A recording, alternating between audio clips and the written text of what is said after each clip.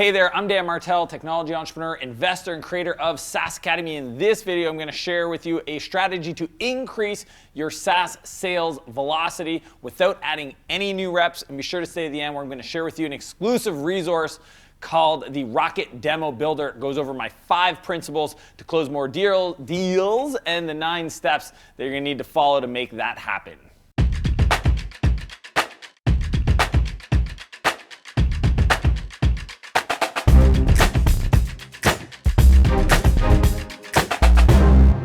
Maybe you're doing all the demos today, or you've got a team of reps that are working with your potential customers and they're just not performing really well, and you're frustrated because it's costing you money and obviously lost opportunity.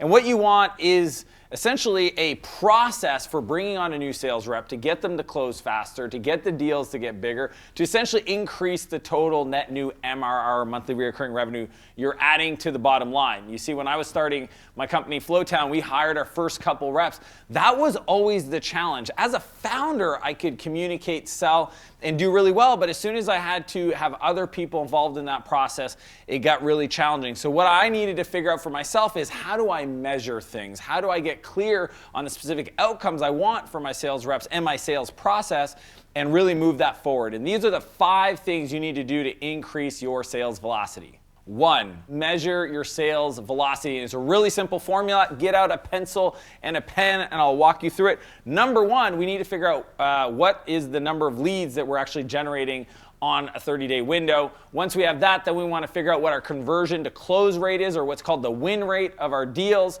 So multiply that by the number of leads, and then finally multiply that by the average deal size. Once you have it, then divide those 3 numbers by the average days to close a deal, and that will give you your sales velocity rate. 2, increase the quality of your leads. Now, if you've already mapped out that formula and you know kind of where the leads are, then it's all about improving the quality. So the first thing I'm going to suggest is sit down with your marketing team and really get clear and defined on what's considered an MQL, or what's called a marketing qualified lead. The other things you could do is talk to them about introducing lead scoring so that you only get certain opportunities that are actually highly qualified, in market, eager to potentially buy your product. Other things you can do is account-based marketing lists, so essentially being very deliberate on targeting specific companies that you want to work with. And then for me, finally, it's installing marketing automation, because I believe that you should have your marketing take care of the market till they're ready to buy. 3, grow your deal size. Now, this is probably the biggest opportunity for most of you watching this. Is if you're doing demos, you're talking to customers, you want to look for opportunities to upsell and cross-sell. Those are pretty traditional things, but is your pricing optimized? Just think about the way you're doing your valuing. Are you pricing based on a value driver and how your customer is going to use the product? Do you position your product appropriately for the value proposition that you drive? And every industry has a different kind of need, that if you can actually use that industry and vertical information to customize the presentation, you can drive up the deal size just by showing other customers that have bought more and got a lot of success with your product. And finally, I would say just team training. At the end of the day, if your team doesn't know how to deal with objections, negotiate deals, present properly, then you're always going to have a challenge around growing the average deal size. 4, decrease your sales cycle. When it comes to looking at the speed of the sales cycle, you need to map it out. You need to break it down step by step. Some clients that I coach, I recommend doing this in a Trello or just on a big whiteboard and just walk through the whole sales process. Who's involved? What are the different steps, the decision makers, etc. I teach a framework in my Rocket demo called the virtual close, to understand who's involved in actually making decision within an organization.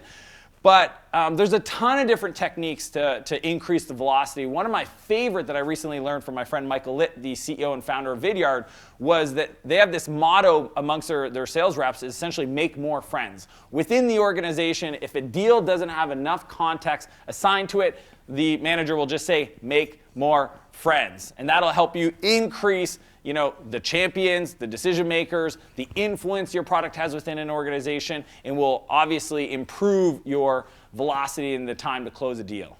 5, know your numbers. As I mentioned, you need to map it out, you need to break it down.